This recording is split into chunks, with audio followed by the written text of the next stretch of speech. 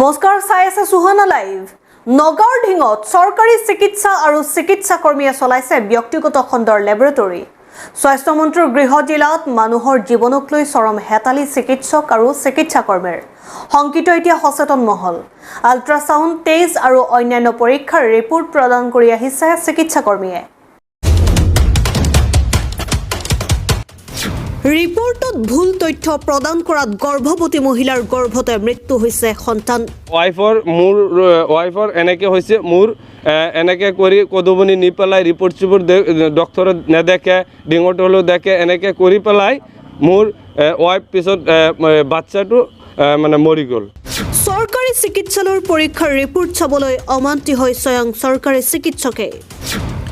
ৰোগীক চিকিৎসকৰ নিজৰ ব্যক্তিগত লেবৰেটৰীত পৰীক্ষা কৰিবলৈ পঠিয়াই চৰকাৰী চিকিৎসকে। এটা লেবৰেটৰী খুলি ৰাখিছে ডিঙত আৰু জিয়াবুৰ ৰহমান এটা খুলি ৰাখিছে কদুবনি। আশা এইবিলাকক লগাই পেলাই জিয়াবুৰ ৰহমানে কি কৰে, কদুবনি লৈ যায়।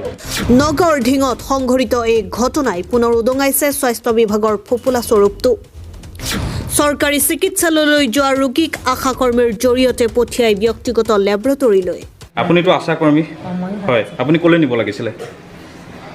চৰকাৰী হস্পিটেলত এতিয়া ব্লাড দিবই আছে, সিহঁতে কৈ আছে মানে। কিন্তু চৰকাৰী হস্পিটেলত এতিয়াতো খোলা আছে, আপুনিতো চৰকাৰী হস্পিটেলত নিয়া নাই।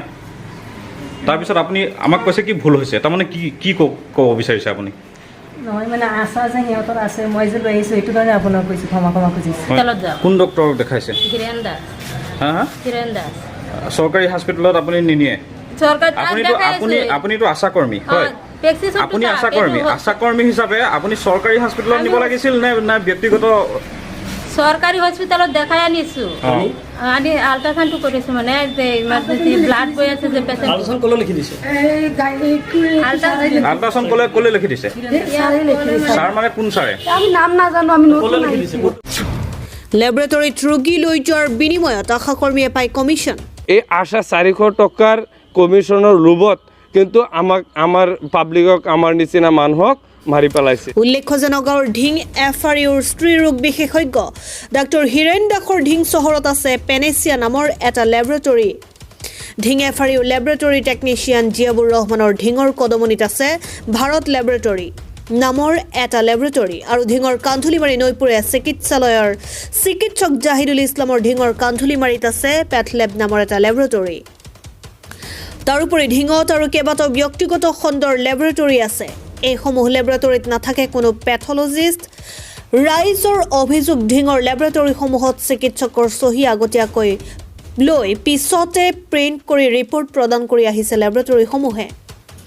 ইফালে এই লেবৰেটৰীসমূহত ভুল ৰিপৰ্ট প্ৰদান কৰাৰ বাবে বহু কেইগৰাকী গৰ্ভৱতী মহিলাৰ গৰ্ভতে সন্তান নষ্ট হোৱাৰ অভিযোগ আছে, যাৰ বাবে ৰাজ্যৰ মুখ্যমন্ত্ৰীৰ পোনপটীয়া হস্তক্ষেপ বিচাৰিছে ৰাইজে।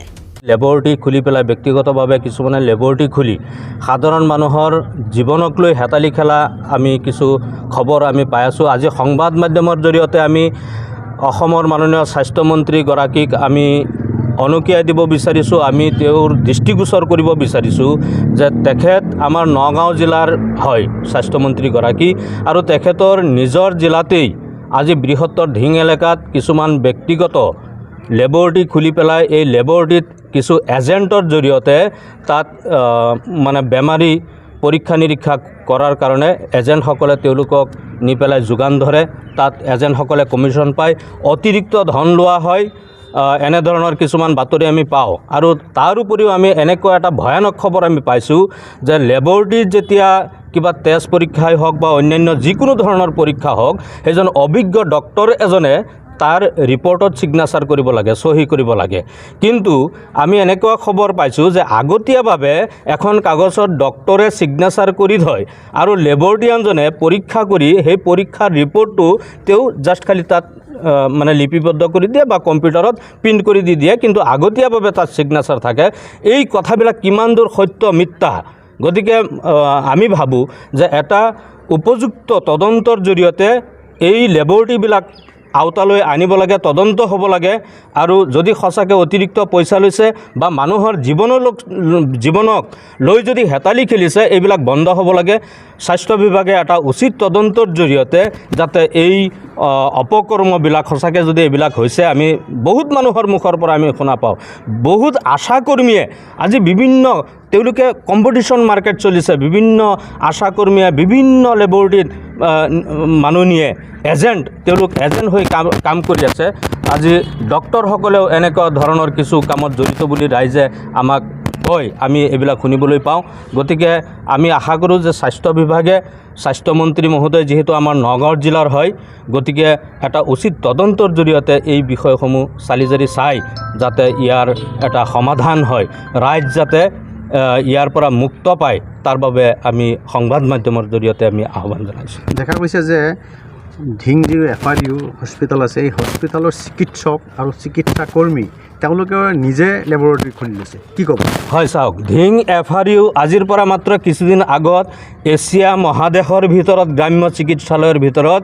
দ্বিতীয় পজিশ্যন আছিল বুলি আমি গম পাওঁ আমি খুব গৰ্বিত হৈছিলোঁ আমি বৃহত্তৰ ধিং এলেকাৰ এগৰাকী নাগৰিক হিচাপে আমি বহুত গৰ্বিত হৈছিলোঁ আজি জাগিৰোডৰ পৰা ইয়ালৈ বেমাৰী আহিছিল বুঢ়াগাঁও লাহৰীঘাট বিভিন্ন এলেকাৰ পৰা ইয়ালৈ আজি বেমাৰী ইয়ালৈ ৰেফাৰ আহিছিল কিন্তু আজি এই ধিং FRUৰ বিৰুদ্ধে আমি বহুত কথা আমি শুনিবলৈ পাওঁ ধিং FRUৰ পৰা সময়ৰ আগতেই শুনিছোঁ কিছুমান ডক্টৰ আহি পেলাই নিজৰ চেম্বাৰত বহি পেলাই তেওঁলোকে ব্যক্তিগতভাৱে তেওঁলোকে ভিজিট লৈ পেলাই তেওঁলোকে বেমাৰী দেখে এনেবোৰ কথাও আমি শুনিবলৈ পাওঁ গতিকে আমি আহ্বান জনাওঁ স্বাস্থ্য বিভাগে উচিত তদন্ত কৰক তেতিয়াহ'লে মই সেইটো কাৰণে কওঁ আমাৰ অসমৰ মুখ্যমন্ত্ৰী ছাৰ হিমন্ত বিশ্ব শৰ্মা ছাৰ আপুনি অলপ ধিঙৰ হস্পিটেলৰ ফালে অলপ চকু দিয়ক তেতিয়াহ'লে আমাৰ চহৰৰ যিবিলাক লিখা পঢ়া নথকাকৈ ধৰক বুজি নাপায় কোনোবা মতা মানুহ বাহিৰত থাকে সেইবিলাকৰ মাইকী মানুহক এই